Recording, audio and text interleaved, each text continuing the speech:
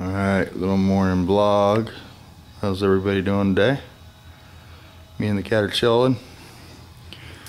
Taking the old thing apart here. Just got done scraping the floor. A little bit of garbage there. That's a little pile on this side. Bigger pile on that side.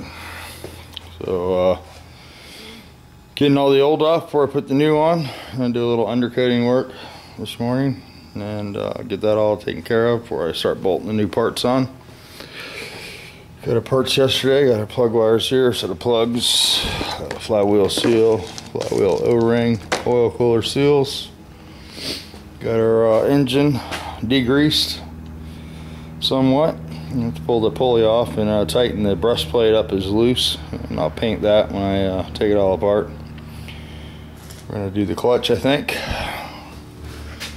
Some bug pack intake boots. Those were bad, so take care of that. Got our shocks for the rear, KYB gas.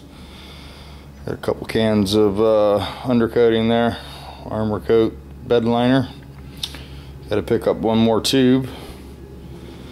A strainer kit there with some gaskets. That's for the oil change. And up here we got the brake shoes, 2 shocks, sway bar mounts, 2 wheel cylinders, and a horn. We'll do that up there.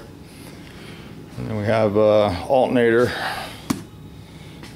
stand, and we'll have to change the generator stand, go to the alternator stand, pull the generator off, change the fan over, clean the sheet metal up, bolt it onto the alternator. And then we'll have to do some wiring back here, remove the regulator, and wire up for our alternator. It's internally regulated, I do believe, because I didn't get a regulator. So let's take a look at that. I haven't opened it. I like the Bosch stuff, but it's hard to get that anymore. So seems like this is what's available now.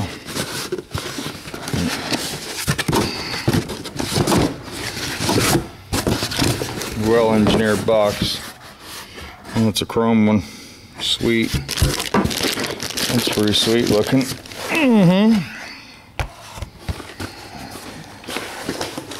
Both hands for this operation.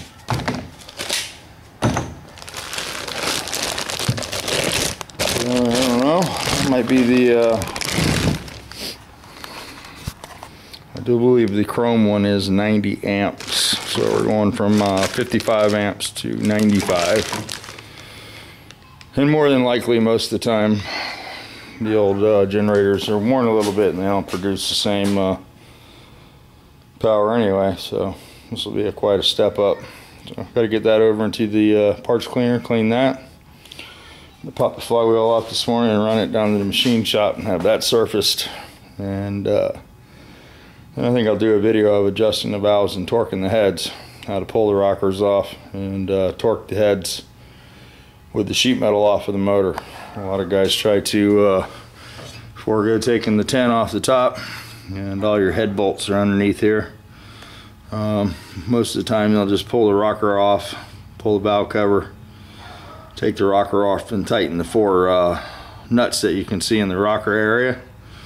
Normally what happens is it pulls the head in at the bottom and pulls it away at the top. So you always want to torque your cylinder heads if you're doing a reseal and you have your 10 off. Luckily this case is a 8mm case that's been inserted, so we don't think we'll have an issue with any studs pulling out. That could be a surprise that you run into with a 10mm stud case that doesn't have inserts in it. Sometimes it can get scary, so you got to weigh the possibilities out. Pretty confident that we'll be good here with the stretchy studs and the inserts. But we're going to torque the heads because the tubes are wet, and usually if your push rod tubes are wet, normally the head's coming loose. So cleaned up the heater boxes a little bit. They look like they were new not too long ago. And we're not going to mess with the exhaust. We've already gotten deep into this one, so it's easy to do. a few parts on the inside. Some people just don't want to do the gauge thing, and some people just see the benefit in it, and this is one of those people. So we got an oil pressure gauge, oil temperature gauge, cylinder head temperature, and a Bosch tack I picked up. So we're gonna have to build some sort of panel somewhere in there under the hazard switch, I think is the best place, because I don't want to drill any holes in the thing dash. Very rare animal here. I don't want to do any altercation, any of that stuff to the dash. So we'll do it underneath the dash. We have our parts list there. We will check the items off as we bolt them onto the car, so the customer knows all the items were used on his vehicle. And that's about it. So going to get moving around. Got to go in and call the thing customer. Got some parts for this other Beetle over here. This part's pile is much smaller. We've got one stud, one broken stud, some heater box insulation kits. This is the clamp the muffler back on, and I'll dig up some gaskets. Got to drill a broken stud out of that one. So I'm gonna pull that motor out here. I'm gonna go inside and call the man with the thing up, and we'll come back out and pull this out, set it on the ground, and then work on the thing for a little bit. This is just basically drill that stud out. It's got other issues, but I got to sort of keep this one as low as possible. I don't think we're gonna take the flywheel off and fix the leak. I will call them and give them the choice. So, but that's where we're at. That's what's going on today. It's a beautiful day.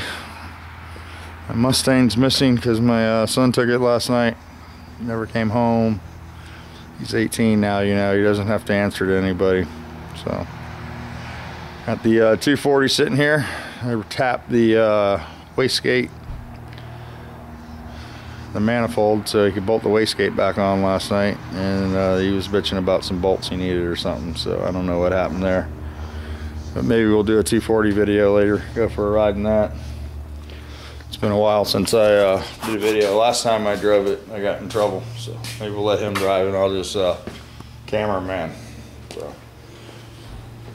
So, okay, it's been cool making videos again, getting back out in the garage, and reconnecting with you guys. Appreciate you guys watching, subscribing, hitting the like button. Appreciate it. Appreciate the support, and you guys try to have a great day today. Push that record button. We'll talk to you later.